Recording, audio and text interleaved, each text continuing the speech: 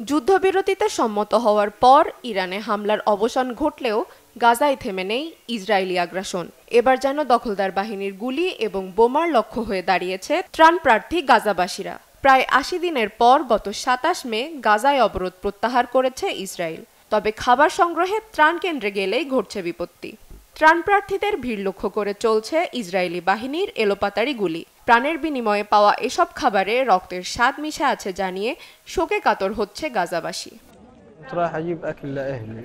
আমি আমার পরিবার, আমার ভাই বোনদের জন্য খাবার আনতে গিয়েছিলাম। সেখানে আমাদের লক্ষ্য করে গুলি চালায় ইসরায়েলি সেনারা। প্রচণ্ড গোলাগুলিতে আমি আহত হই, আমার হাতে গুলি লাগে। আমার সাথে আরও অনেকেই ইসরায়েলি বাহিনীর গুলির শিকার হয়েছে, তবে সবাইকে হাসপাতালে আনা সম্ভব হয়নি। রক্ত মিশে থাকা এসব খাবার খাওয়া আমাদের জন্য খুবই কঠিন।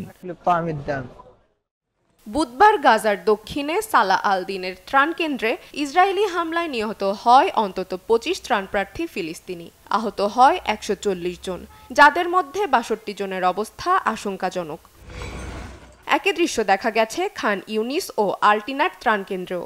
মে মাসের শেষ থেকে এ পর্যন্ত গাজায় মানবিক সংগঠন হিউম্যানিটেরিয়ান ফাউন্ডেশন কাজ শুরু করার পর ইসরায়েলি সেনাবাহিনীর হামলায় গুলিবিদ্ধ হয়ে ৪১০ জনেরও বেশি মানুষ নিহত হয়েছে, আহত ৩,০০০-এরও বেশি। তবে খাবার এবং প্রাণের দোটানায় বারবার ত্রাণের আশায় রাস্তায় বের হতে হচ্ছে তাদের।